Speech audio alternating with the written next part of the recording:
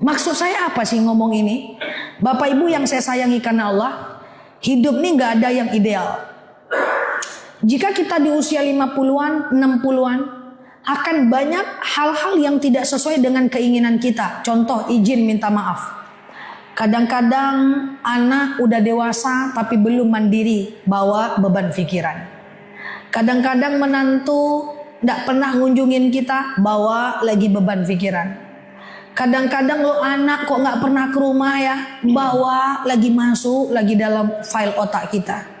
Kadang-kadang loh kok menantu gak suka sama saya ya, padahal saya udah tua, masuk lagi dalam pikiran kita.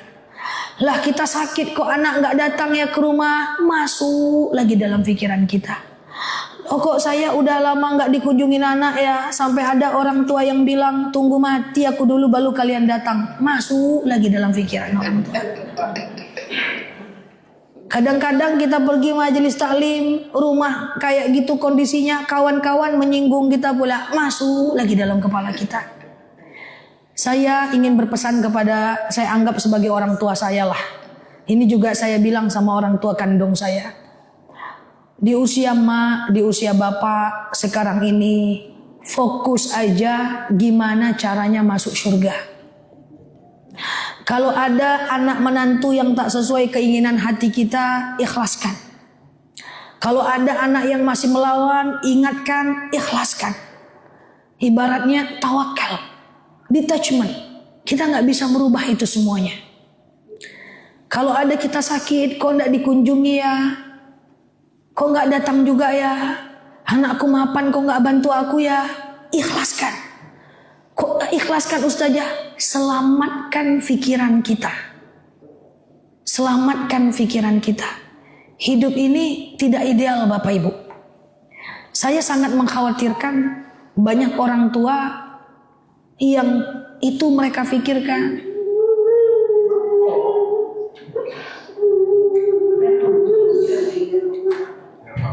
Nggak apa-apa Bu. Iya.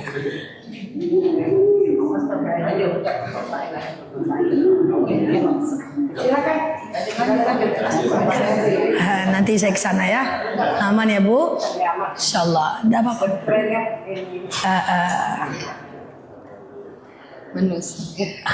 Ya, sabar ya. Aman ya Bu? Oke. Ikhlaskan. Itu karena kalau kita simpan Bu, itu ibarat file yang ada dalam handphone. Nggak penting kita simpan dalam-dalam. Ujung-ujungnya apa? Saya khawatir sekali.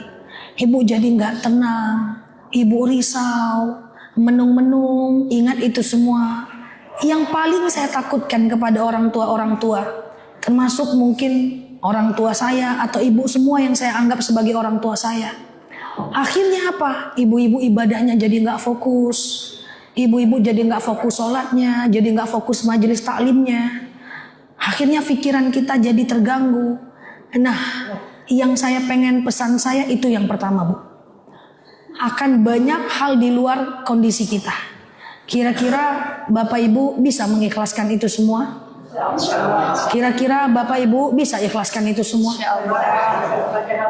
Bu, saya selalu bilang kepada jemaah yang orang tua, apapun kondisi anak kita, menantu kita, saya izin minta maaf.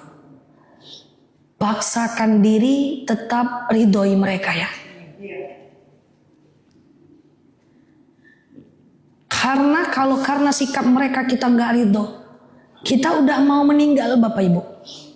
Kalau kita nggak ridho, sengsara hidup mereka pasti Bapak Ibu.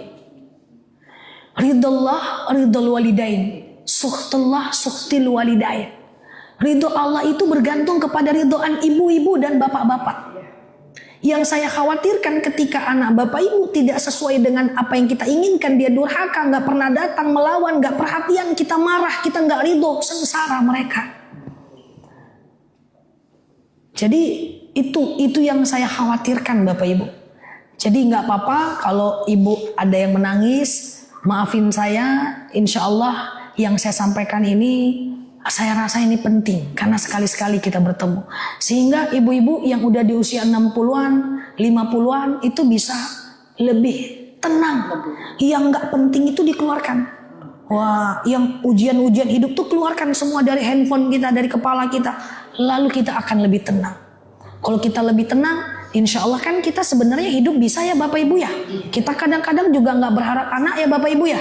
Kita masih ada uang secukupnya. Entah kita punya uang pensiun, entah dari kontrakan kita cukup ya.